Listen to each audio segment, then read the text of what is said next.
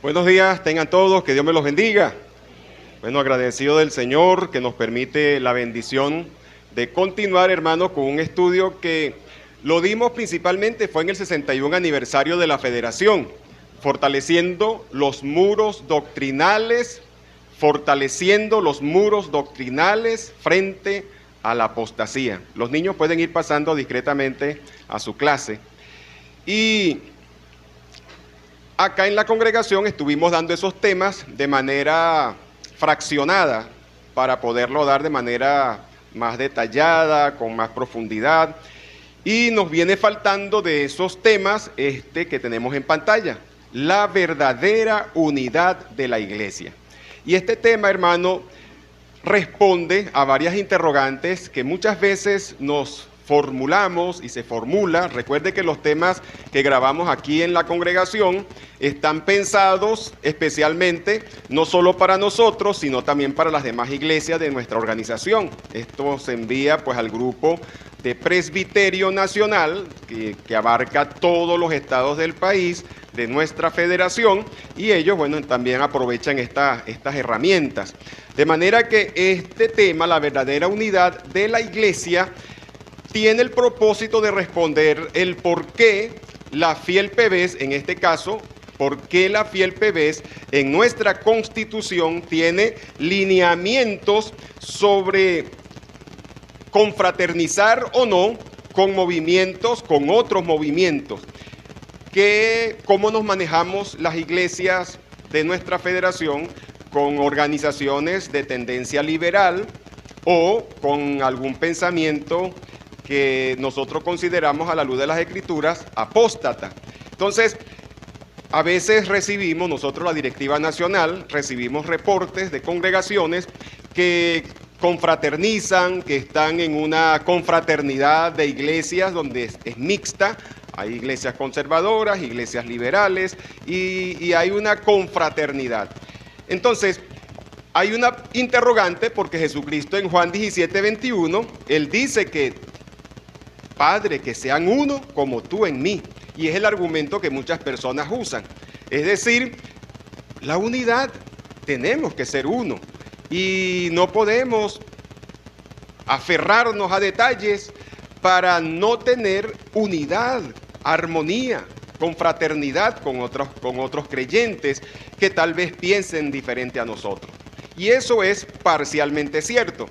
Nosotros necesitamos dar una respuesta bíblica. Sí, la Constitución, y más adelante al final de este estudio, les voy a leer el artículo 58 para que ustedes vean, una vez que hayan visto el estudio bíblico, puedan ver que esos artículos de la Constitución de nuestra federación realmente están alineados a lo que dice la palabra del Señor.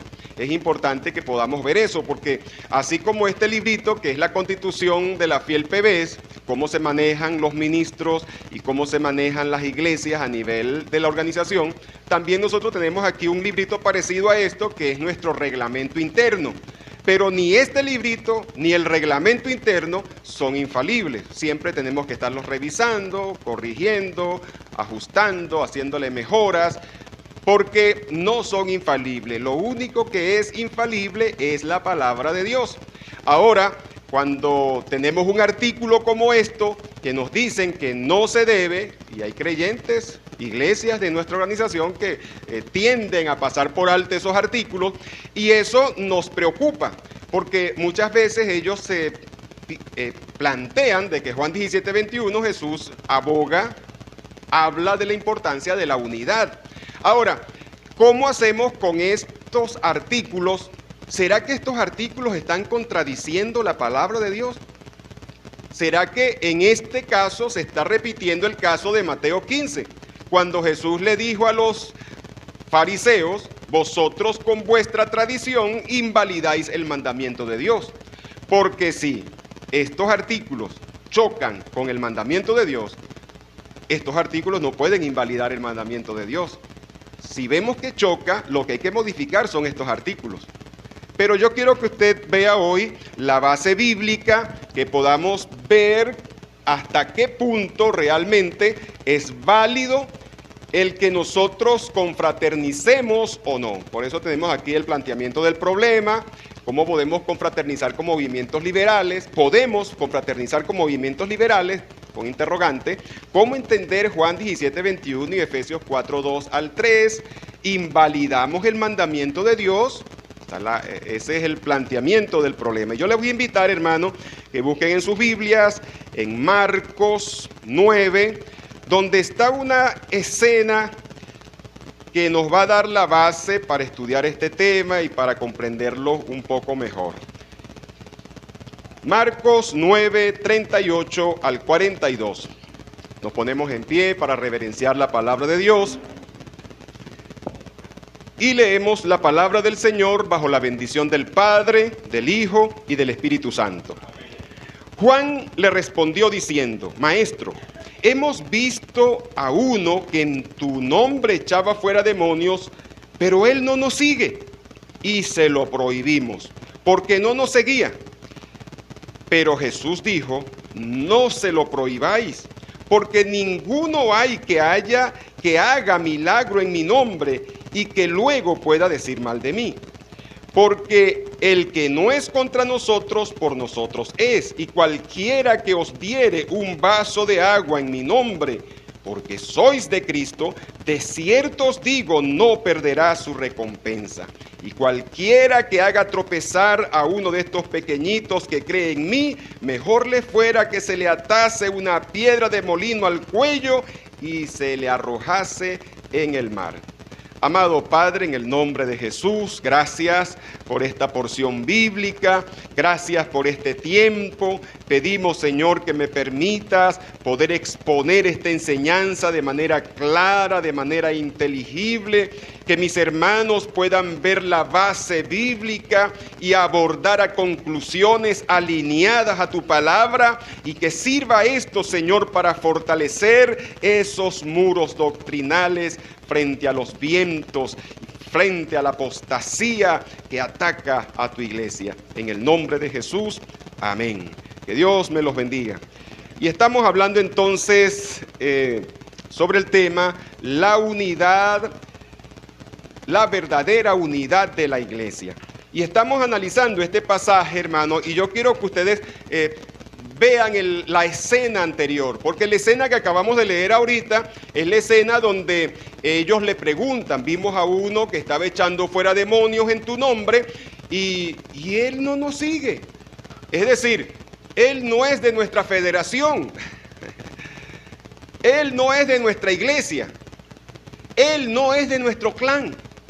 Y hermano, y créame, si hay alguien que podía tener esa actitud elitista, esa actitud de exclusividad, eran ellos, hermano, porque andaban con el maestro en persona.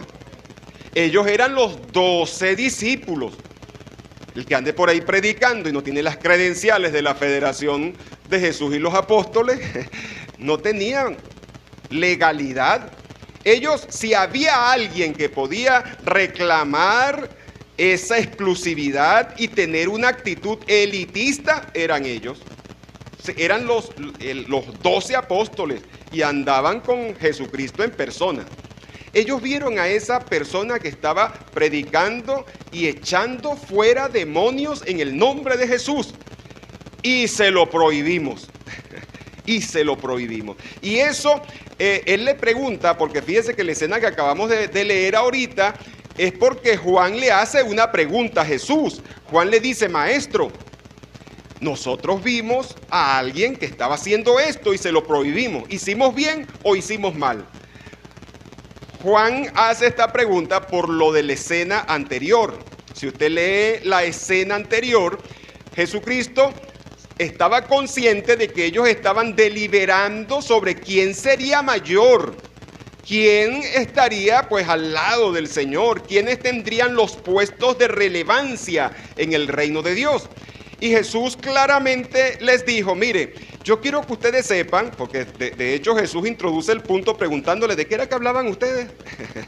Y ellos trataron de evadir la pregunta porque les daba pena decir, no, que estábamos deliberando sobre quién iba a ser mayor y quién iba a estar al lado tuyo, a la derecha y a la izquierda, quiénes íbamos a tener los puestos de privilegio en tu reino. Jesús les pregunta, ¿de qué era que hablaban? Y ellos les avergonzó responder eso. Y en medio de eso Jesús les dice, mire, yo quiero que ustedes sepan que entre ustedes, y si usted lee los pasajes paralelos a este, Jesús les dijo, entre ustedes no será así. Porque cualquiera, mire como dice el versículo 35, si alguno quiere ser el primero, será el postrero de todos y el servidor de todos. Y no era que Jesús les estaba imponiendo un castigo. Debemos estar claros con esto. No fue que Jesús les dijo, mira, ustedes quieren ser los primeros y los de puestos de mayor relevancia, bueno, van a ser los servidores. No se trata de un castigo. Jesús lo que les está diciendo es que todos sus seguidores tienen que tener mentalidad de siervos. Todos los que seguimos a Jesús debemos tener mentalidad de servidores, de siervos. Y si tenemos puestos de honra, si Dios permite que tengamos puestos destacados en medio de la congregación, que sea para servir, no para enseñorearnos y no para engrandecernos, sino que aprovechemos esa honra para servir. De manera que lo que Jesús les está diciendo acá, y de hecho es importante, si usted busca, por ejemplo, en Gálatas 5:13, dice, servíos por amor los unos a los otros. Gálatas 5:13, la última cláusula dice, servíos por amor los unos a los otros. En Juan 12:26, donde él dice, donde yo estuviere estará mi servidor. Y si alguno me sirve, mi Padre le honrará. Juan 12:26. Y de hecho me gusta mucho en el griego porque dice, donde yo estuviere, estará mi diácono. La palabra servidor allí es diácone, diácono. Entonces Jesús dice, donde yo estuviere, estará mi diácono. ¿Cuántos están a la orden del Señor y alertas para servir a los propósitos del Señor? Espero que todos, porque la mentalidad que debemos tener todos es la de siervos. Y la clase que Jesús les da en esa escena anterior donde ellos estaban disputándose quiénes tendrían los puestos privilegiados en la obra del Señor, era esa interrogante que ellos tenían sobre quiénes tendrían esos puestos privilegiados, y Jesús claramente les dijo, mire, bájese de esa nube porque entre vosotros el mayor será siervo de todos. Todos deben tener mentalidad de siervo, pero los que tengan puestos destacados deben usar esos puestos para servir a sus hermanos. Y en medio de ese planteamiento, mire lo que dice Jesús. Y tomó, versículo 36, y tomó a un niño y lo puso en medio de ellos, y tomándole en sus brazos les dijo, el que recibe en mi nombre a un niño como este, me recibe a mí. Y el que a mí me recibe, no me recibe a mí, sino al que me envió. De hecho, los pasajes paralelos a este, dice, el que a mí me recibe, el que recibe a uno que va en mi nombre, a mí me recibe. El que rechaza a uno que va en mi nombre, a mí me rechaza. Ahora, esto confronta a Juan. Juan se siente confrontado porque se acordó de lo que había pasado, no sé, previamente ese mismo día o días antes, pero él se acuerda de la escena de aquel que estaba predicando en su nombre. Y Jesús está diciendo que el que lo rechaza a él. El que rechaza o el que recibe a uno que va en su nombre, a él lo recibe. Jesús parece que no tenía la misma mentalidad de él, elitista, de que somos nosotros exclusivamente. Y hermano, es importante que nosotros nos mentalicemos, nosotros no somos los únicos redimidos por la sangre de Cristo. La Iglesia Universal de Cristo está conformada por todos aquellos que le han recibido como Salvador. Y no podemos, porque no sea de nuestra congregación, porque no sea de nuestra organización, porque no sea de una misma línea teológica de formación, no podemos descalificarlos como seguidores de Jesús y no podemos tampoco vamos a decir, despreciarlos, sino por el contrario, vamos a ver en el estudio que debemos reconocerlos y en algunos casos podemos hasta tener un trabajo en equipo, en confraternidad. Entonces, Juan se siente confrontado y por eso hace la pregunta. Y cabe destacar, hermano, de que Juan se le conoce hoy día como el apóstol del amor. Juan es el hombre que en todas sus cartas destaca ese amor y le escuchamos muchas veces decir: un nuevo mandamiento os doy. De hecho, hay una leyenda por allí que dice que ya la gente estaba cansada de escuchar a Juan: el amor, ámense, ámense. Y era el mensaje predominante de Juan.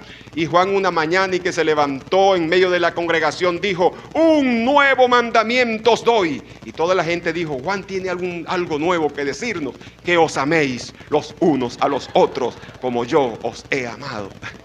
Era el mensaje predominante. Pero Juan no siempre fue tan amoroso, hermano.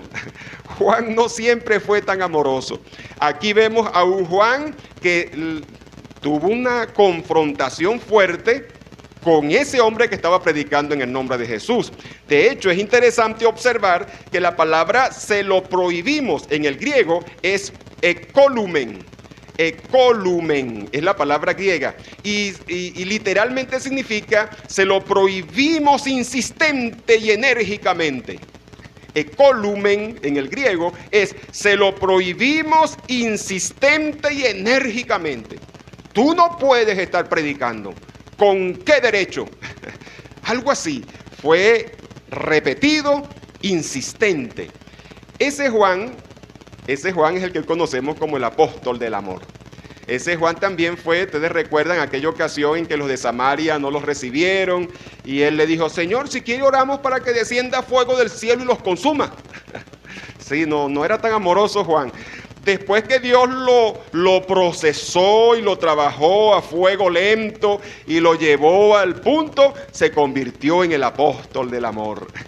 Eso nos da esperanza a nosotros, hermanos, porque tantas cosas que necesitamos corregir en nuestras vidas, pero como dice Filipenses 1:6, el que comenzó en vosotros la buena obra, Él la perfeccionará. Él está comprometido a llevar su obra a buen término.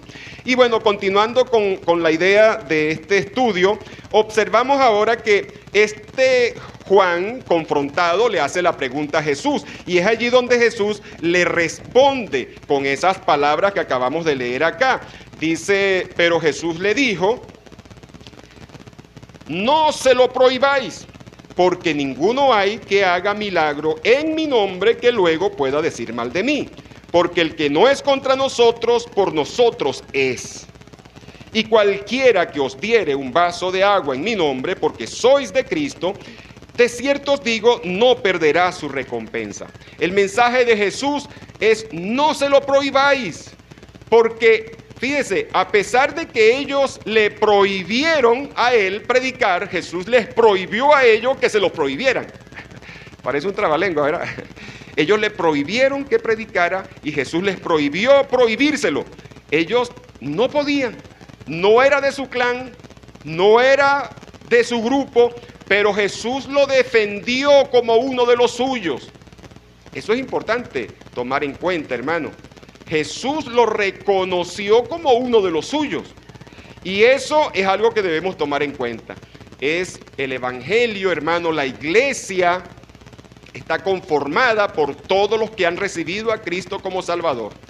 Hay una posición católica de que para usted formar parte de la iglesia tiene que unirse a la iglesia y a través de la iglesia es que se une a Dios. Pero realmente usted se une a la iglesia después de unirse a Cristo.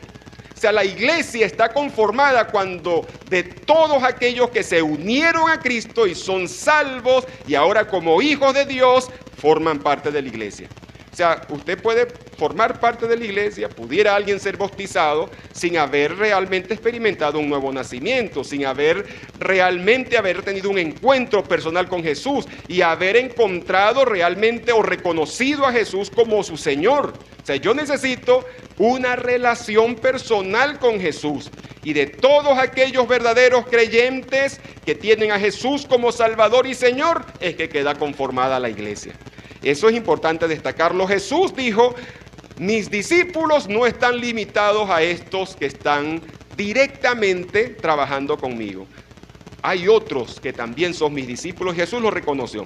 ¿Quién era ese hombre, hermano, que andaba predicando? Me llama la atención porque estuve leyendo sobre algunas especulaciones, algunas imaginaciones, y uno debe acostumbrarse a no estar inventando, sino limitarnos a lo que está escrito. Pero leí a alguien que escribió que decía que probablemente, también lo dijo en forma hipotética, era el Gadareno, decía. Pero yo dudo muchísimo que sea el Gadareno, porque sí, es verdad, al Gadareno le dijeron que fuera a predicar. Ve y cuéntale a los tuyos. Tal vez terminó de predicarle a los suyos y se fue a predicar en otras partes. Sin embargo, y bueno, él fue libertado de una cantidad de demonios. Sin embargo, ellos lo hubiesen conocido.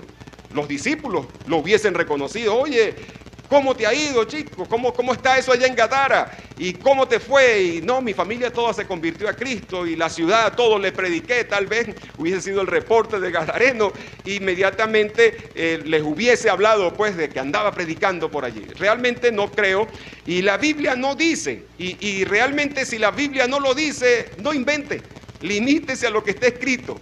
Ahora, ¿por qué no lo dice? ¿Por qué no? Porque no es importante, hermano. No es importante quién era ese hombre. No es importante porque el principio de este pasaje tiene que ver con todas aquellas personas que son auténticos seguidores de Jesús y que, aunque no formen parte de nuestro grupo, de nuestro clan, de nuestra iglesia, de nuestra organización, son auténticos seguidores de Jesús probablemente. Y nosotros somos llamados a respetarlos y a reconocerlos. Ahora, ¿qué sabemos de este hombre? Sabemos por lo menos tres cosas, entre líneas. No nos dice quién es, pero podemos afirmar tres cosas. Primero, era un verdadero seguidor de Jesús.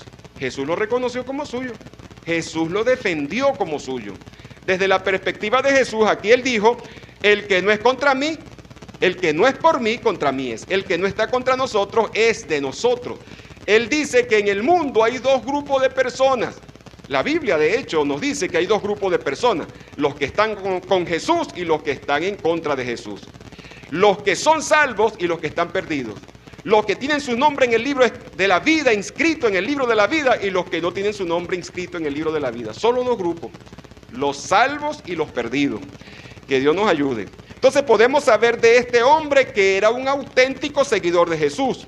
Lo segundo que podemos saber de él es que tenía un ministerio poderoso, hermano. El hombre tenía un ministerio poderoso. De hecho, es interesante de que esa palabra, cuando dice que este hombre echaba fuera demonios, en el griego, hermano, está en presente plural. En el griego, que echaba fuera demonios, se lo prohibimos, no que andaba echando fuera demonios. En el griego esa palabra está en presente plural. Lo que significa era que echaba demonios una y otra vez. Ese hombre andaba echando demonios fuera a diestra y a siniestra. O sea, el hombre estaba con un ministerio poderoso. Y yo pienso, y muchos coinciden conmigo, de que tal vez había algo de celo ministerial. Si usted lee en el mismo capítulo 9, en la escena que está más arribita, hubo un caso mientras Jesús estaba en el monte de la transfiguración. Cuando él regresa del monte de la transfiguración, dice que se consigue con que había un tumulto, un grupo de personas cerca de los discípulos, y había un caso de un muchacho endemoniado, que un demonio lo atormentaba y lo arrojaba al fuego, y ese hombre estaba atormentado con ese demonio desde niño. Y el padre, cuando Jesús llega, Jesús pregunta qué es lo que ocurre aquí, qué está pasando aquí, y el padre del niño responde y le dice: traje mi hijo a tus discípulos para que echaran fuera el demonio, pero no han podido, no pudieron. Jesús los reprende y le dice: generación incrédula, ¿hasta cuándo estaré con ustedes? Y luego Jesús libertó a ese muchacho, quedó libre. Ahora, estos discípulos dijeron: bueno, este hombre no es de nuestra organización, no es uno de los 12 discípulos, y anda echando fuera demonios en el nombre de Jesús a diestra y a siniestra. Y nosotros, que somos los 12 discípulos y que andamos con el maestro, escuchando y recibiendo sus enseñanzas de primera mano, no hemos podido echar fuera un demonio. Entonces había algo de celo ministerial. Ese hombre tenía un ministerio poderoso, mientras que ellos de verdad estaban todos frustrados por no haber podido echar fuera ese demonio. Entonces, Sabemos entonces de este hombre que era un verdadero seguidor de Jesús, que tenía un ministerio poderoso y evidentemente que no formaba parte de los 12 discípulos. Ahora, Jesús aprobó a este hombre, reconoció a este hombre, no respaldó el pensamiento elitista que ellos tenían. Ahora, ¿qué significa esto, hermano? ¿Qué les estoy diciendo? Que nosotros podemos confraternizar con todo aquel que se diga cristiano. Que nosotros debemos reconocer a todos los que digan ser seguidores de Jesús, a todas las iglesias que se digan ser seguidores de Jesús, reconocerlos como nuestros hermanos, confraternizar con ellos, hacer equipo con ellos, trabajar sin mayores distinciones porque él es un seguidor de Jesús y yo también soy un seguidor de Jesús. ¿Significa eso? No, mi hermano, realmente eso no es posible. Tanto en el Antiguo Testamento como en el Nuevo Testamento, Dios siempre mandaba que sus seguidores se apartaran, se aislaran de aquellas personas o grupos de personas que los hicieran desviar de los valores y las doctrinas y las enseñanzas que ellos recibían de la palabra de Dios. De manera que este pasaje lo que nos está diciendo, por una parte, es que no podemos, con respecto a confraternizar con otros grupos, con respecto a confraternizar con otras iglesias, lo que me está diciendo este pasaje, en primer lugar, es que no debemos tener ni una puerta herméticamente cerrada, donde no confraternizo con nadie, si no es de mi grupo, si no es de mi iglesia, si no es de mi organización.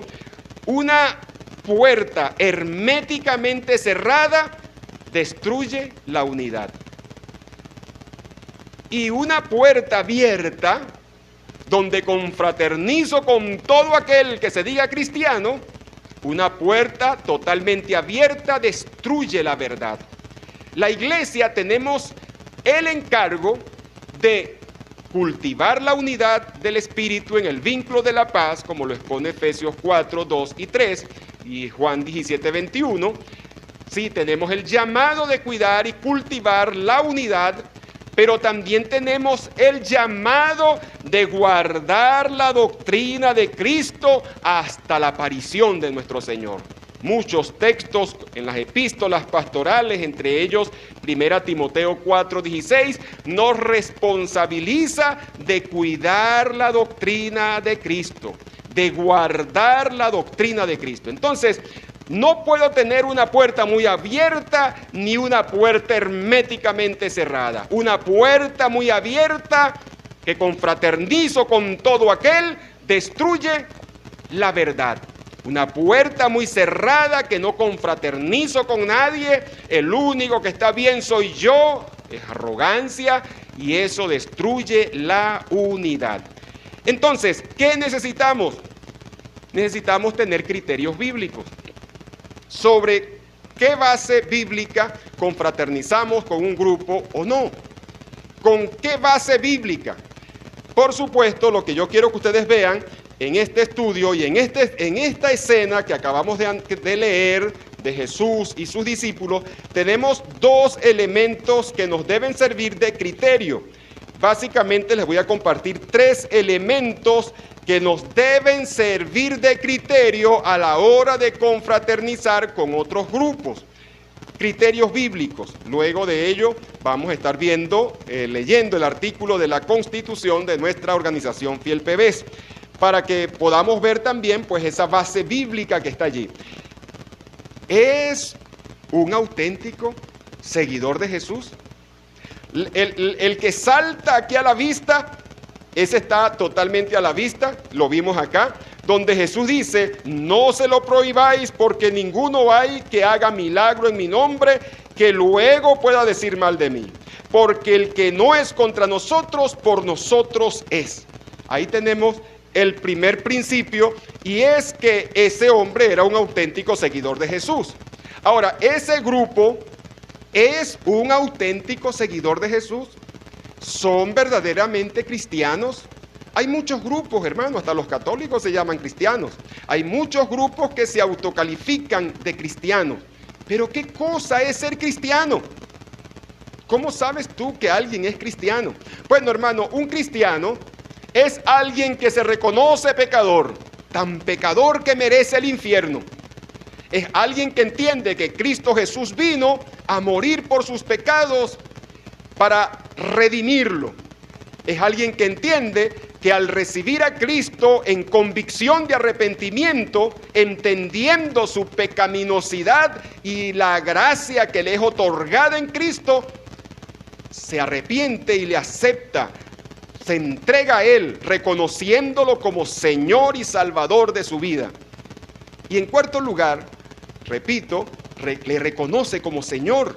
Es decir, es alguien que ahora entiende que la Biblia es la palabra de Dios y le revela la voluntad de Dios, y él, como quiere vivir bajo el señorío de Cristo, está abierto a estudiar la Biblia para conocer la voluntad de Cristo y servirlo. O sea, un cristiano es salvo por fe, por gracia, por Cristo, a través del arrepentimiento, pero le reconoce no solo como Salvador, lo reconoce como Señor. Y desde esa base, él va a estudiar su Biblia, va a aprender de su Biblia, porque quiere vivir bajo el señorío de Cristo. Si alguien me dice que es cristiano porque hizo una confesión de fe, pero él no está estudiando la Biblia, no está aprendiendo la Biblia, no está sometiendo su vida al señorío de Cristo a través de practicar la doctrina bíblica, él no es cristiano. Él realmente necesita reconocer a Cristo como Salvador y Señor, Señor de su vida. De hecho, Jesucristo mismo expone en Mateo 7, 21 al 23, muchos, no pocos, muchos me dirán en aquel día, Señor, Señor, en tu nombre profetizamos, en tu nombre hicimos milagros. Y dice el Señor, entonces les declararé, nunca os conocí, apartaos de mí, hacedores de maldad. Y esa palabra maldad en el griego es anomos, que es sin ley. Es decir, tú le llamas Señor, Señor, pero tú vives con tus propias leyes. Tú haces lo que tú quieres, tú haces lo que tú crees, tú haces lo que a ti te parece. No estás preocupado en saber cuál es la voluntad de tu Señor para practicarla. Anomos es alguien que vive como Él quiere, no sometido a las leyes de Cristo. De manera que un verdadero cristiano no solo le llama Señor, sino que está sometido al señorío de Cristo. Entonces, mi primer principio que debe servirme de criterio, que está en el texto que leímos aquí, 39 y 40, que debe servirme de criterio para confraternizar o no, es: estas personas son genuinamente cristianas, son auténticamente cristianos. Ese vendría siendo mi primer punto que debe servirme de criterio, porque el Señor dice, porque el que no es contra nosotros, por nosotros es. Jesucristo enfatiza que debe ser un seguidor de Él, y el seguidor de Él lo reconoce como Señor. Ese viene siendo mi primer punto que debe servirme de criterio.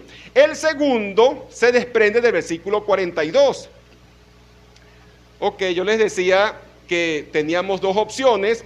Una de si podíamos tener una puerta abierta, confraternizamos con todos, o una puerta herméticamente cerrada. Si tenemos una puerta demasiado abierta que confraternizamos con todos, eso no sería unidad, sería ecumenismo.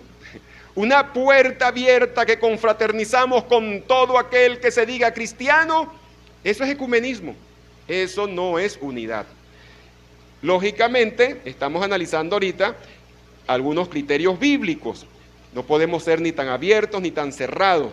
Ahora, el principio que encontramos aquí en el versículo 42 nos da el segundo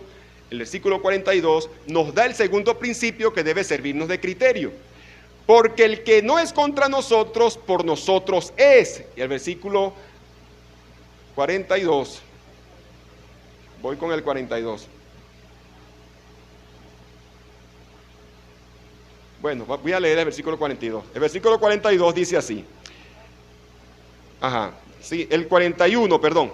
Dice, y cualquiera que os diere un vaso de agua en mi nombre, porque sois de Cristo, de cierto os digo, no perderá su recompensa. El primer principio está a la vista. un auténtico seguidor de Jesús. Este segundo principio está oculto ahí, porque usted dirá, bueno, ¿cómo podemos sacar un principio de darle agua o no darle agua? Jesucristo dice que si él es un seguidor de Jesucristo, bueno, entonces cualquiera que a ese seguidor de Jesucristo le dé así sea un vasito de agua, cualquier ayuda que le dé, de cierto no perderá su recompensa. De ahí sale el segundo principio, mi hermano, porque cuando Juan escucha esto, Juan escribe en la segunda carta de Juan y en la tercera carta de Juan, Juan escribe acerca de lo que dice el versículo 41, aquí el 41, y cualquiera que diere un vaso de agua en mi nombre, porque sois de Cristo, de cierto os digo que no perderá su recompensa. De aquí sale el segundo principio. Y vamos a ver que este segundo principio está destacando de que el segundo criterio a tomar en cuenta, según explica Juan allá en segunda de Juan y tercera de Juan, el segundo principio es la pureza doctrinal. Yo quiero que ustedes se vayan conmigo a el texto que tenemos allá en Juan. Vamos a ver si lo consigo por aquí ahorita, pero seguramente está aquí en hipervínculo. Vamos a ver, está aquí en hipervínculo. Tercera de Juan. Tenemos aquí entonces tercera de Juan. Amado, fielmente te conduces cuando prestas algún servicio a los hermanos, especialmente a los desconocidos, los cuales han dado ante la iglesia testimonio de tu amor. Y harás bien en encaminarlos como es digno de su servicio a Dios, para que continúen su viaje. Porque ellos salieron por amor del nombre de Él, sin aceptar nada de los gentiles. Nosotros pues debemos acoger a tales personas para cooperar con la verdad. Juan, esto lo está escribiendo el apóstol Juan, inspirado por el Espíritu Santo. Él toma la clase que Jesús le dijo allá en esta escena de Marcos 9 y le está diciendo que cualquiera que diera un vaso, así sea un vasito de agua a uno de sus seguidores, no perderá su recompensa. Ahora, Juan dice, ustedes están haciendo bien, le escribe, ustedes están haciendo, le está escribiendo, creo que en este caso le está escribiendo a Gallo, y le dice, usted está haciendo bien al ayudar, y entonces dice, nosotros debemos acoger a tales personas para cooperar con la verdad. Esto es una extensión de lo que Jesucristo dijo en cuanto a dar un vaso de agua. Pero fíjense el criterio que Pablo maneja aquí, que Juan, en segunda de Juan 1:6. Y este es el amor, que andemos en sus mandamientos. Y este es el mandamiento, que andemos en amor. Como vosotros habéis oído desde el principio.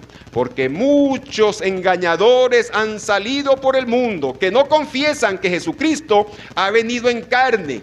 Quien esto hace es el engañador y el anticristo. Mirad por vosotros mismos, para que no perdáis el fruto de vuestro trabajo, sino que recibáis galardón completo. Cualquiera que se extravía y no persevera en la doctrina de Cristo, no tiene a Dios. Al que persevera en la doctrina de Cristo, ese sí tiene al Padre y al Hijo. Y si alguno viene a vosotros y no trae esta doctrina, no lo recibáis en casa, ni le digáis bienvenido. Porque el que le dice bienvenido participa de sus malas obras.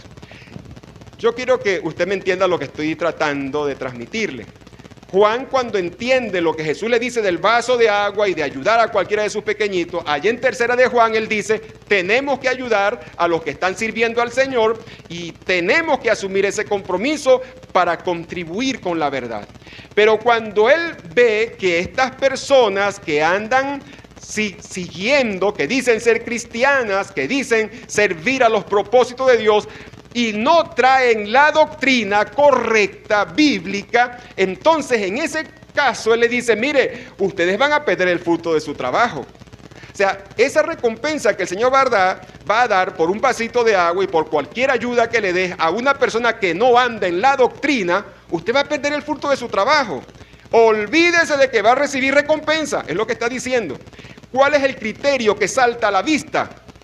La doctrina, hermano. Yo tengo que meterle la lupa para poder confraternizar con un grupo que se diga cristiano El primer criterio, le meto la lupa si es un seguidor de Cristo, si es una persona de que reconoce el señorío de Cristo y tal vez tenga cosas que no están bien. Tal vez tenga detalles que falte ajustarlo. ¿Qué debo hacer con ellos? Bueno, lo mismo que hizo Priscila y Aquila, o Aquila y Priscila, cuando se encontraron con Apolos y se dieron cuenta que a Apolos le faltaba, que no estaba tan bien, y entonces lo llamaron aparte y le dijeron, mira, y lo pusieron más exactamente en la verdad, dice la Escritura, y lo apoyaron. Hay un grupo que quiere confraternizar con nosotros, son cristianos, están estudiando la Biblia. Si esa persona tú le muestras, hermano, mira, esto es lo que dice Dios, y la persona ve la base bíblica, él va a hacer correcciones, porque él está sometido al señorío de Cristo. Él va a hacer correcciones. Pero si él arrogantemente dice, no me importa lo que diga el texto, y yo lo voy a practicar de esta otra manera, ya es diferente. Pero el que reconoce el señorío de Cristo va a doblegarse a lo que dice la palabra de Dios, porque la palabra de Dios es absoluta sobre cualquier tema. Ahora, eso sería lo que haríamos en el primer punto. En el segundo punto me dice, métale la lupa a su doctrina. ¿Es una doctrina bíblica? Tiene una doctrina bíblica. Y entonces en este argumento de Juan, porque esta parte de no recibáis en casa, es planteando el caso de los predicadores ambulantes misioneros que habían en esos días. Llegaba un cristiano a una ciudad a predicar el evangelio y los cristianos que habían allí tenían el deber de hospedarlo, de alimentarlo, y de que cuando se fueran, si había posibilidades, le dieran ciertos recursos para que continuaran su viaje. Al hacerlo, estaban contribuyendo con la verdad.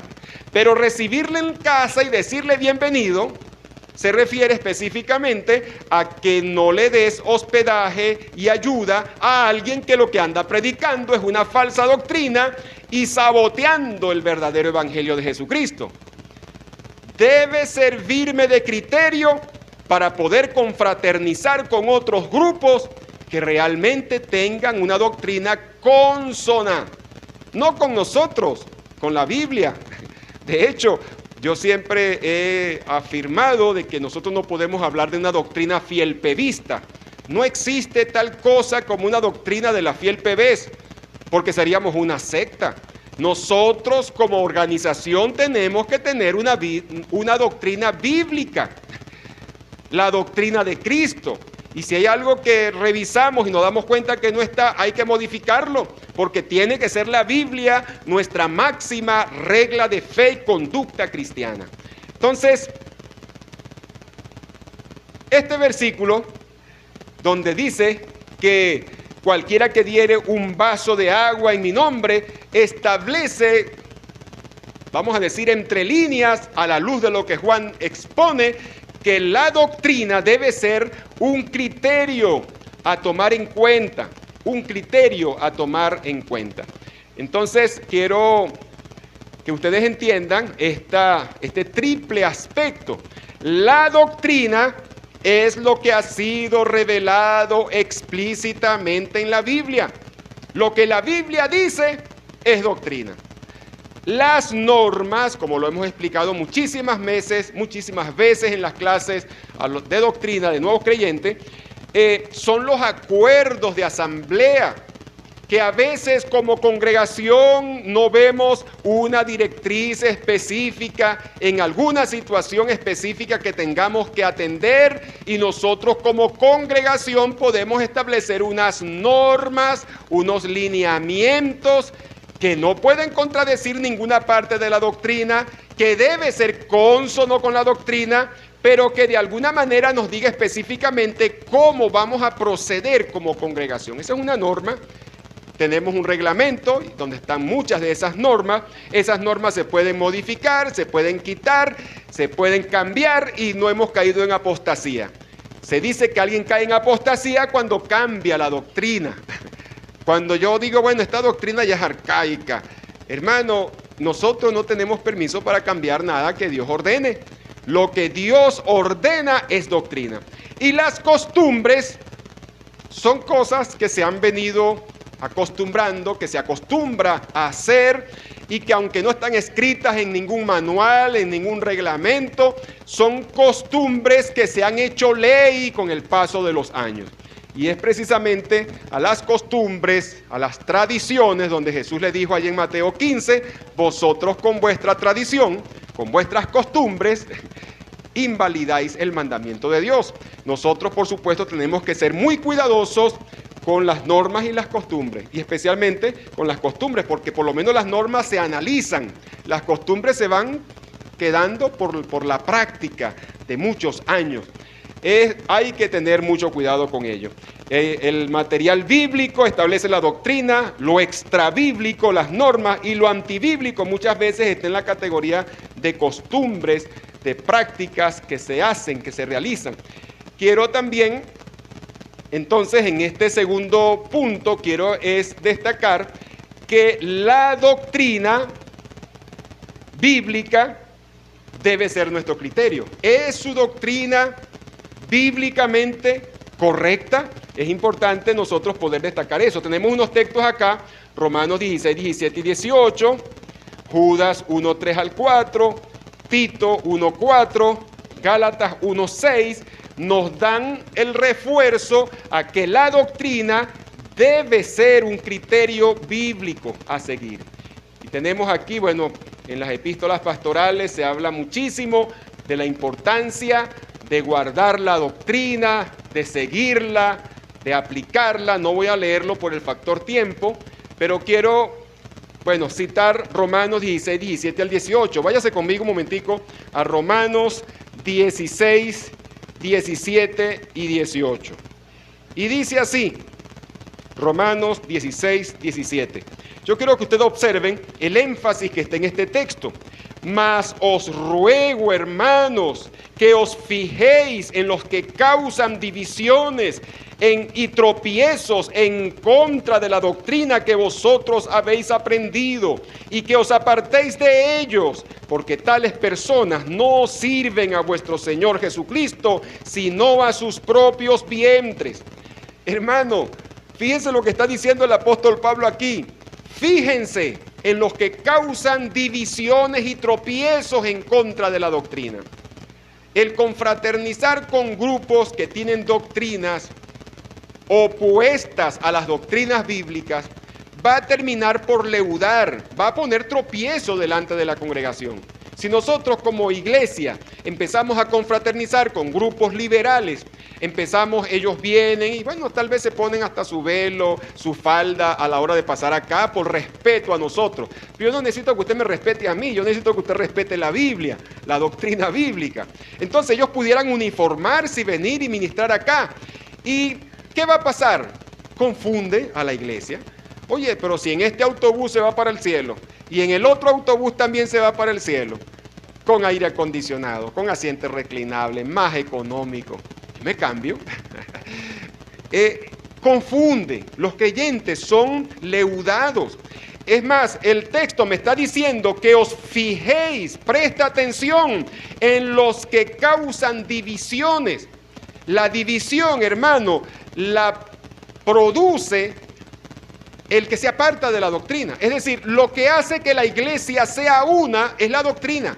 La columna vertebral de la iglesia es la doctrina. Es lo que hace que tengamos unidad. Sin una congregación, el pastor o un grupo de personas cae en falsa doctrina y se va aparte porque ya no quieren estar en esa iglesia que es tan arcaica, que no se actualizan y supóngase que Dios guarde a casa de Dios, nunca ha pasado y espero que nunca pase. Pero supóngase, ¿quiénes son los que se dividen? No los que se van del grupo, ni los que se quedan. Los que se dividen son los que se apartan de la doctrina. Porque la iglesia de Cristo está sometida al señorío de Cristo, guardando la doctrina de Cristo. ¿Dónde está la voluntad de Cristo revelada? En la Biblia. Y lo que está en la Biblia es doctrina. Esa doctrina es lo que nos hace uno, nos da uniformidad. Entonces, un grupo que se aparta porque quiere seguir guardando la doctrina, ellos no se dividieron. En ese caso, los que se quedaron y cambiaron son los que se dividieron. Porque los que están guardando la doctrina, y eso es lo que dice el texto, eso no lo digo yo, léalo, hermano, mire cómo lo dice.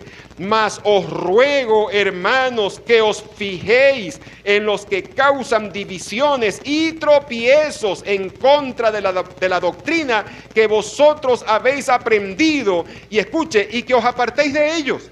O sea, Dios nos manda a dividirnos del que se divide de la doctrina. Que os apartéis de ello, me dice, divídete, apártate del que se apartó de la doctrina. ¿Por qué? Porque si no te apartas, te vas a leudar. Es cuestión de tiempo que te vas a leudar. Y un poquito de levadura leuda toda la masa, dice la palabra del Señor. Y luego el versículo 18, porque tales personas no sirven a nuestro Señor, sino a sus propios vientres, y con suaves palabras y lisonjas engañan los corazones de los ingenuos. Mi hermano, no sea ingenuo, no sea ingenuo. No deje que ese poquito de levadura, por estar confraternizando sin un criterio bíblico, termine leudándolo y apartándolo de la doctrina de Cristo. Es importante, y esto es una alerta. La iglesia del Señor tiene que ser vigilante. No podemos decir que o pronunciarnos sobre la salvación de otro. La salvación es de Jehová, hermano, como lo dice en Jonás 2:9 y en muchas partes de la Biblia. La salvación es de Jehová. Ese cielo es de Dios, y Él deja entrar por gracia a todo lo que Él considere que va a entrar allí, por su gracia. Yo voy a entrar por gracia, no soy perfecto. Usted va a entrar por gracia, no soy perfecto. Y lógicamente muchos otros van a entrar por gracia. Si Él decide que otros grupos entren, ese es su cielo, hermano. Después que estemos allá, gloria a Dios, nos gozaremos con todos los que estén allá. Pero si yo me pongo con una arrogancia, diciendo, tú no entras, aquel no entra, aquel grupo no entra, hermano, yo puedo decir que están, la brújula me dice que es por aquí y aquellos van caminando por allá. Yo puedo decirles, estás caminando mal, porque la brújula dice por aquí. No, pero yo interpreto mi brújula y mi brújula me dice que es por aquí. Y no me quiere poner cuidado, lo dejo quieto. Yo sigo con mi brújula por aquí, porque es lo que me está diciendo la palabra de Dios. Ahora, si él por ese camino llega también allá, bueno, gloria a Dios. Pero eso lo decide Dios. Lo que quiero decirles, nunca se pronuncie sobre la salvación de otro. La salvación es de Jehová. Ese es su cielo. No sea que por tener esa arrogancia no me dejen entrar a mí. Entonces, esa salvación es de Jehová. Ahora, nosotros podemos hablar acerca de lo que la doctrina del Señor establece. El otro texto que tenemos en pantalla está Judas 1, 3, y es bastante interesante también. Estamos ahorita en el punto, el segundo elemento que debe servir de criterio a la hora de confraternizar o no con otros grupos, y estamos diciendo que es la doctrina. Mire cómo dice Judas 3. Amados, por la gran solicitud que tenía de escribiros acerca de vuestra común salvación. Esa palabra común, subráyela, si usted subraya su Biblia, si no, anótela. Común salvación, porque es que la salvación es algo común para todos los cristianos. Es decir, todos somos salvos por gracia, por fe, por Cristo, por su muerte en la cruz del Calvario, a través del arrepentimiento y a través del sometimiento al señorío de Cristo. Esa salvación nos es común a todos. Dice, acerca de vuestra común salvación, me ha sido necesario escribiros exhortándoos que contendáis ardientemente por la fe, la doctrina, que ha sido una vez dada a los santos. Y subrayo que contender ardientemente por la fe no significa que usted se va a poner a discutir, a contender, tener discusiones acaloradas con otras personas. Lo que significa es que debo tener un gran amor por la verdad, una gran pasión por la verdad y defenderla con firmeza, con pasión, apegado a evidencias bíblicas que respaldan esa verdad. Debo defenderla con conocimiento bíblico, con ardor en mi corazón, por amor a la verdad. Eso es lo que se refiere de contender ardientemente, no discusiones y ofensas de uno contra otro. Y la otra frase que está allí dice que ha sido la doctrina, la fe, que ha sido una vez dada a los santos. Hace algún tiempo analizábamos la palabra griega que se traduce allí, una vez a los santos, y vimos que en el griego, y vimos varios textos donde aparece, vimos que en el griego tiene la fuerza de una vez y por siempre. La doctrina bíblica nos fue dado una vez en la Biblia, en la revelación bíblica. Si una doctrina es nueva, no es bíblica. Si una doctrina es bíblica, no es nueva, porque tiene que estar en la Biblia. Tal vez tu primera vez que escuchas esa doctrina, tal vez para ti es nueva, pero el que te la enseña tiene que mostrártela en la Biblia. Y tú debes poder verificarla en la Biblia. Es nueva para ti, pero no es una doctrina nueva. Tiene que estar en la Biblia. La doctrina bíblica fue dada una vez y por siempre. Eso es importante destacarlo. Entonces en el versículo 4 dice, porque algunos hombres han entrado encubiertamente, escuche, los que desde antes habían sido destinados para esta condenación, hombres impíos que convierten en libertinaje la gracia de Dios y niegan a Dios, el único soberano, y a nuestro Señor Jesucristo. Estos hombres impíos, parece que el concepto de piedad es un concepto de santidad. El concepto de piedad es estar sometido al señorío de Cristo. Cuando hablamos de mujeres que profesan piedad, allá en 1 Timoteo 2:9, está hablando de mujeres que al vestirse están conscientes de honrar a Dios y de que se muestre en su vestido esa pureza y esa vida piadosa. 1 Timoteo 2:9 y 10, ya lo analizamos en otra ocasión. Entonces los cristianos somos llamados gente piadosa porque buscamos vivir para agradar a Dios, buscamos honrar a Dios. Por eso se les llama piedad. Pero entonces aquí habla de unos hombres impíos, es decir, que no tienen concepto de santidad en su corazón, que pervierten la doctrina de Cristo, convirtiendo en libertinaje la gracia de Dios. Eso no se puede hacer, hermano. La doctrina del Evangelio ya es estrecha. Jesús en Mateo 7:13 dice que la puerta es estrecha y que la puerta ancha lleva a perdición. Usted, ni yo, ni ningún grupo de pastores nos podemos reunir y decir, esta puerta es muy angosta, la voy a poner más ancha, un poquito, para que más personas puedan entrar. No tenemos el permiso. La doctrina de Cristo ya es angosta, la puerta del Evangelio ya es angosta, y yo tengo que predicarla como está en la Biblia. Ni tengo permiso para ponerla más ancha, que es libertinaje, convertir en libertinaje la gracia de Dios, ni tengo permiso para ponerla más angosta. Sí, porque hay gente que cree que mientras más rígidos son más santos. Y no, hermano, no se trata de ser más rígido, se trata de predicar lo que está en la Biblia. Porque si tú estás siendo más rígido, entonces estás poniendo la puerta más angosta y estás construyendo otro camino apóstata que lleva a perdición. Tenemos que montarnos en los rieles de la palabra de Dios y desplazarnos sobre los rieles de la palabra de Dios. Dios me los bendiga. Pero quiero subrayar acá de que estos hombres impíos, dice aquí, que habían sido destinados para esta condenación. Eso es interesante también observarlo, porque hermanos, si estos hombres impíos que convierten en libertinaje la gracia de Dios fueron destinados, hermanos, no tienen culpa, son unas víctimas porque fueron destinados. Si ellos fueron destinados, ¿cómo puedo yo oponerme a algo que ya Dios decidió? Si Dios me destinó a mí a apostatar de la doctrina y desviarme al final de mi carrera, entonces yo no soy una víctima. Dios me destinó a eso. ¿Y cómo puedo yo decirle a Dios? ¿Cómo puedo yo caminar en dirección a algo que Dios haya decretado? O sea, esta palabra destinó realmente no se refiere a que Dios los haya predestinado a hacer eso. Hermano, tú y yo fuimos predestinados para salvación. Pero ser predestinado para salvación, algunos han llegado a entender de que si tú fuiste predestinado para salvarte, te vas a salvar, hagas lo que hagas. Y si tú fuiste predestinado a perderte, te vas a perder, hagas lo que hagas. Nosotros no creemos, bíblicamente hablando, no creemos en esa doctrina. Eso es una aberración, una distorsión de la doctrina de Cristo. Ahora, ¿pero en qué sentido fuimos predestinados? Porque sí dice la Biblia que fuimos predestinados. Cuando tú lees Efesios 1, también en Romanos, pero en Efesios 1, varias veces habla de que fuimos predestinados en Cristo.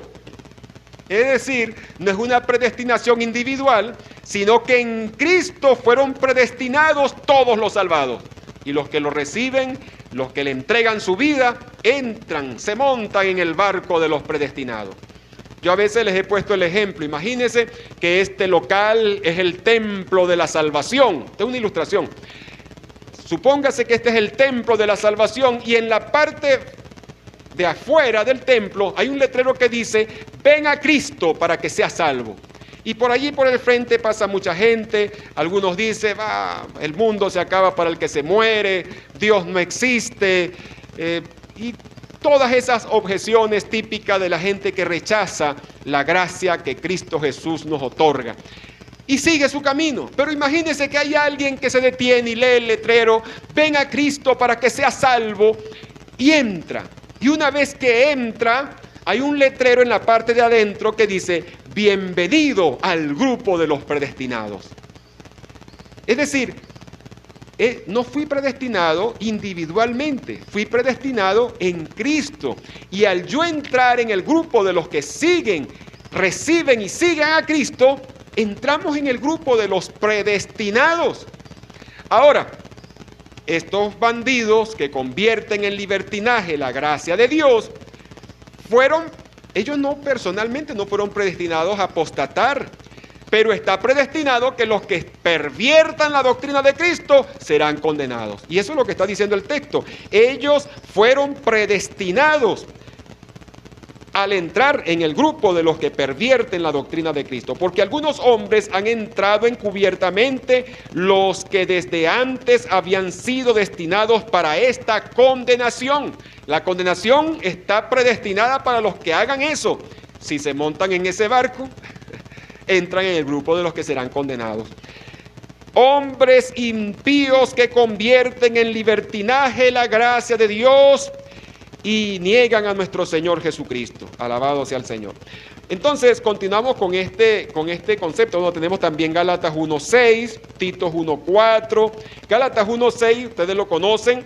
Dice Pablo: si aún nosotros o un ángel del cielo o un supuesto ángel del cielo llega, hermano, mire, si te vienen predicando una doctrina diferente a la que está en la Biblia, ni que tenga carné de ángel, ni que tenga credencial de ángel, aférrese a lo que está en la Biblia.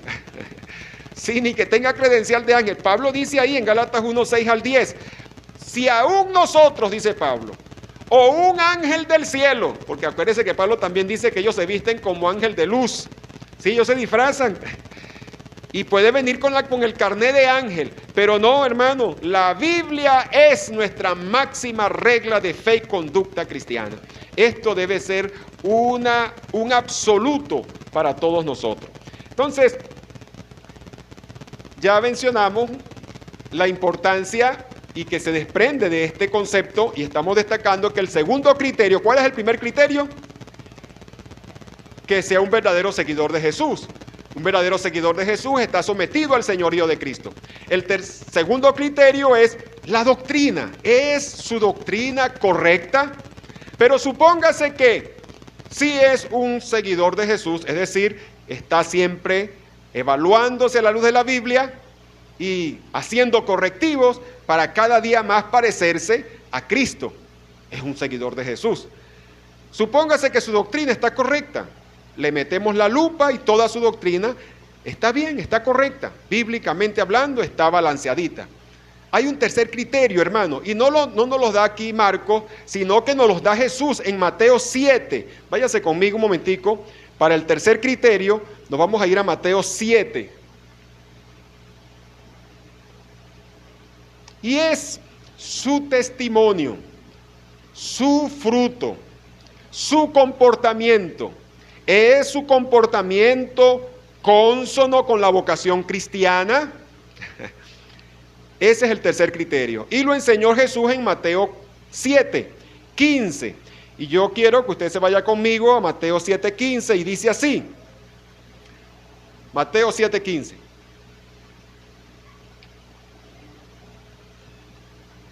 guardaos de los falsos profetas que vienen a vosotros con vestidos de oveja, pero por dentro son lobos rapaces.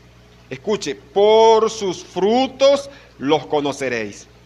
¿Acaso se recogen uva de los espinos o higos de los abrojos? Así todo buen árbol da buenos frutos, pero el árbol malo da frutos malos. No puede el buen árbol dar malos frutos, ni el árbol malo dar frutos buenos. Todo árbol que no da buen fruto es cortado y echado en el fuego. Así que por sus frutos los conoceréis. No todo el que me dice, Señor, Señor, entrará en el reino de los cielos, sino el que hace la voluntad de mi Padre que está en los cielos. Muchos me dirán en aquel día, Señor, Señor, ¿no profetizamos en tu nombre y en tu nombre echamos fuera demonios y en tu nombre hicimos muchos milagros? Entonces les declararé, nunca os conocí, apartaos de mí, hacedores de maldad. Repito, la palabra maldad en el griego aquí es anomos, sin ley. Le llama Señor, pero no te sujetas a su señorío. Eres un hacedor de maldad. Entonces, mi tercer criterio que debe servirme para poder confraternizar o no con otro grupo, para poder tener ese reconocimiento y trabajo conjunto con otros grupos que se llaman cristianos, es su testimonio. Porque si ese grupo tiene mal testimonio, si ese pastor tiene mal testimonio en la comunidad, la iglesia tiene malos testimonios, hay situaciones allí que no han sido tratadas, disciplinadas, corregidas y se permiten irregularidades que no son cónsonas con una iglesia de Cristo, no podemos tampoco confraternizar con ese grupo. O sea, este es un tercer criterio a seguir. Y tenemos varios textos aquí, que tenemos también en pantalla, bueno, por lo menos anotadas al pie de la pantalla.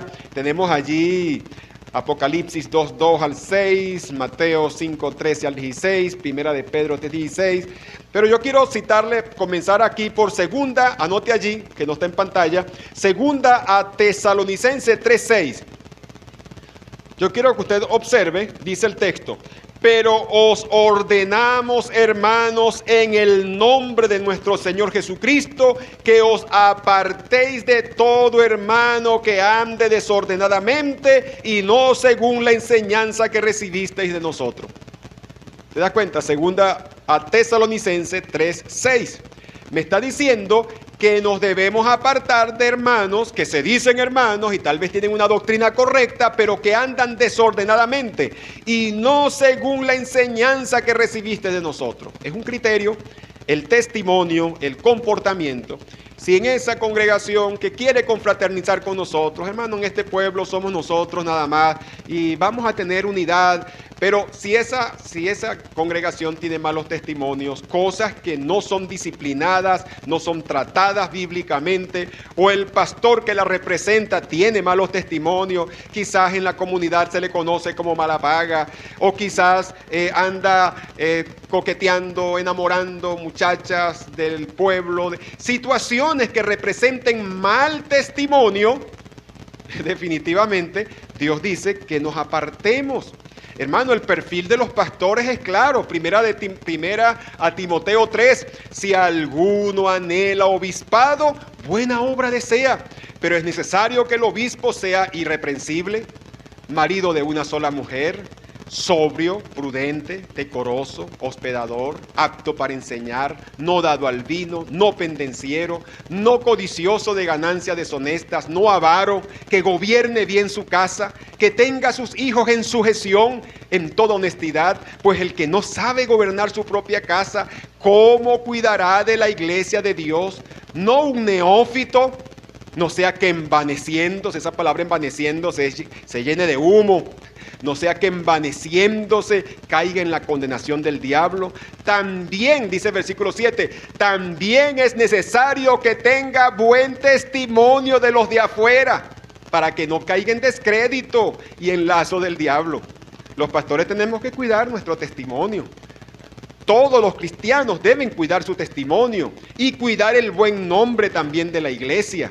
el buen nombre del Evangelio y el buen nombre de la iglesia. Todos debemos contribuir y comportarnos de manera tal que nadie blasfeme de Dios ni hable mal del Evangelio y no hable mal de nuestra congregación. Y si eso es cierto para todos los miembros, es especialmente cierto para los diáconos y pastores de una congregación. Tenemos que medirnos con este estándar de la palabra porque el texto dice, es necesario. Y de hecho, es necesario, es la misma palabra que aparece allá en Juan 3, cuando dice, es necesario nacer de nuevo. El que no nace de nuevo no entra al reino de Dios. Y el que no llena este perfil no debería estar ministrando en el altar. Y de hecho aparece 2 veces, comenzando dice, es necesario. Y en el versículo 7 vuelve a decir, es necesario que tenga buen testimonio. Es necesario, hermano, eso no es negociable. Y debe ser un criterio para nosotros discernir si podemos o no confraternizar con un grupo que aunque se llame cristiano y parezca tener todo el perfil como tal, y que aunque tenga una doctrina válida, aún así tengan malos testimonios. Este vendría siendo nuestro tercer criterio. Ya leímos Mateo 7:15 al 23, donde Jesús lo expone. Anote también ahí en Apocalipsis 2:2, donde fíjese que la carta que Jesucristo le envía a la iglesia de Éfeso y le dice, yo conozco tus obras y tu arduo trabajo y paciencia, y que no puedes soportar a los malos, y que has probado los que se dicen ser apóstoles y no lo son, y los has hallado mentirosos. Fíjate lo que Jesús les corrige. Jesucristo, entre las correcciones que le hizo, no le dijo a la iglesia de Éfeso, mire, ustedes tienen que procurar la unidad del Espíritu. Ustedes están aislándose de otras personas, cuestionando a ministros míos. No, Él les dice, mire, los alabo porque ustedes han evaluado y han visto los malos y los han desechado. O sea, Dios espera que nosotros tengamos criterio. El texto aquí, el Señor los elogia porque no soportaron los malos y han probado a los que se dicen ser apóstoles y no lo son. O sea, le metieron la lupa, se dieron cuenta que no llenaban el perfil y el Señor los elogia. Y más adelante en el versículo 6, Apocalipsis 2:6, vuelve a decir, pero tienes esto que aborrece las obras de los nicolaitas, las cuales yo también aborrezco. No les dijo, confraternicen con ellos. No, aíslese, porque un poquito de levadura va a leudar toda la masa. Entonces ya ahorita vimos 3 elementos que son y deben servirnos de criterio. Y repito, este estudio está pensado para nosotros, para Casa de Dios, y está pensado también para las iglesias de nuestra organización, que necesitamos, hermanos, que nos alineemos, porque no es lineamientos meramente de la organización. Lo pudimos ver, hay una base bíblica. El artículo de la Constitución de nuestra federación lo dice así: la ética con otras denominaciones. Toda esta parte, todo este capítulo tiene que ver con la ética del ministro. Y en el 58 habla de la ética al tratar con otras denominaciones e iglesias. El artículo 1 dice, el ministro puede ministrar en otras denominaciones tomando en cuenta los siguientes aspectos. El aspecto doctrinal sobre la salvación, que no sea cuestionada en su localidad o país, es decir, que no tenga malos testimonios. El ministro debe velar por sus miembros en la actividad unidad. El ministro debe velar con sus miembros en la actividad unidad donde se involucra la iglesia. Dice, hay una parte, el ministro de este concilio, los cultos unidos solamente con iglesias o denominaciones que tengan la formación y línea doctrinal semejante a la nuestra. Y si el pastor incumple, será llamado por las autoridades. Esto es muy importante destacarlo. Y yo creo que es allí donde hemos estado fallando.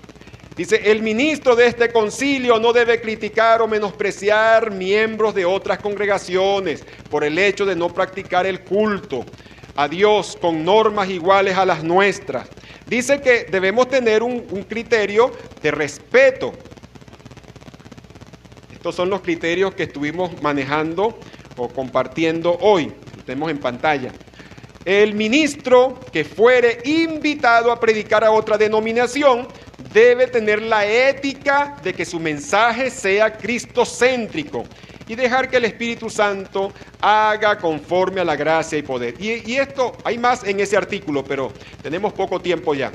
Pero quiero subrayar esa frase que dice allí, que cuando un pastor lo invitan de otra denominación, hermano, a mí me invitan a predicar a denominaciones de línea liberal, pero yo tengo que predicar un mensaje cristocéntrico. ¿Qué significa predicar un mensaje cristocéntrico? Que no me meto con nada, que les predico lo que quieren oír. No, hermano, porque en 2 Timoteo 4 dice que muchos se buscarán maestros que les hablen conforme a sus propias concupiscencias. Si yo les predico lo que quieren oír, entonces yo estoy comercializando con la palabra de Dios. Cuando yo voy a predicar, predico la palabra de Dios y toco los puntos que están en la palabra de Dios, duélale a quien le duela. ¿No quieren que toque esos puntos? No inviten a un pastor de línea conservadora. Yo no lo invitaría para acá. Entonces, eso es importante destacarlo porque son criterios bíblicos a seguir. Entonces, y repito, esto está pensado especialmente para nuestra organización Fiel PBS y para quien quiere escuchar, ya que esto es palabra de Dios.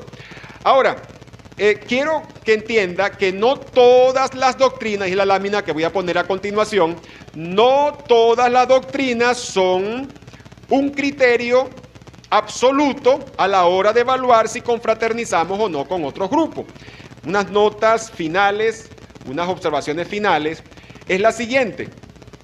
No todas las doctrinas. ¿Qué doctrinas son un criterio a tomar en cuenta a la hora de confraternizar o no?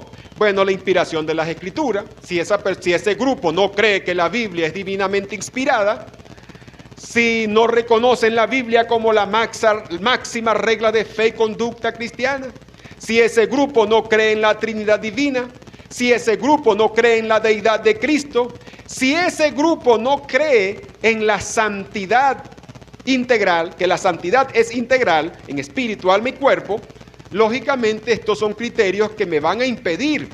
Hermano, estas doctrinas, por ejemplo, las que están aquí a continuación, a mí me han invitado a predicar a iglesias que no creen que la iglesia será arrebatada antes de la gran tribulación, sino a mediados o al final de la gran tribulación. Pero no es problema porque esas iglesias sí creen que para ser arrebatado hay que vivir en santidad, en espíritu, alma y cuerpo. Entonces, cuando ocurre el arrebatamiento, ellos serán levantados, independientemente de la posición doctrinal. Repito, estas doctrinas, hay doctrinas secundarias como estas que no perjudican o no afectan a la hora de confraternizar con otros grupos. Pero esta sí, porque si alguien me dice de que Dios ve solo el corazón, que a Dios no le importa lo demás, hermano, es que Dios no tiene un cardiológico en el cielo y que cuando Él venga a buscar a los creyentes se va a llevar todos los corazones y va a dejar esos cuerpos mundanos aquí en la tierra. No, Él se va a llevar a una gente que vive sometido al señorío de Cristo y que cree, porque la Biblia dice que sin paz y sin santidad nadie verá al Señor. Y el mismo Dios de paz, dice 1 Tesalonicenses 5:23, y el mismo Dios de paz os santifique por completo, y todo vuestro ser, espíritu, alma y cuerpo sean guardados irreprensibles para la venida del Señor. Estos son criterios, hermano, y se los he mostrado con la Biblia en la mano. No son mis opiniones, no son las posturas o posición de la Fiel PBS, es la doctrina bíblica. Tanto en el Antiguo Testamento como en el Nuevo Testamento, Dios manda que los creyentes se restrinjan para evitar la influencia dañina que las personas puedan leudarse, puedan desviarse de la doctrina de Cristo. En esta mañana, hemos desarrollado este estudio sobre la verdadera unidad de la iglesia. Y entendemos que la verdadera unidad tiene como base, primeramente a Cristo como cabeza, tiene a la doctrina y tiene también a nuestra vivencia, nuestro testimonio. Esa unidad, porque cuando te dice en Efesios 4 que guardemos la unidad del Espíritu, dice en el vínculo de la paz, y dice un Señor, una fe, un bautismo. Eso tiene que unirnos, una fe en Cristo, una doctrina, un bautismo, un Señor. La doctrina de Cristo tiene que ser el pilar, la columna vertebral que une a la iglesia. Oremos al Señor. Amado Padre, en el nombre de Cristo, te doy las gracias por permitirme el honor de desarrollar esta enseñanza y te pido, Señor, que tu palabra, que no vuelve a ti vacía, produzca en nosotros las convicciones, los compromisos que tú deseas que poseamos. En el nombre de Jesús, amén.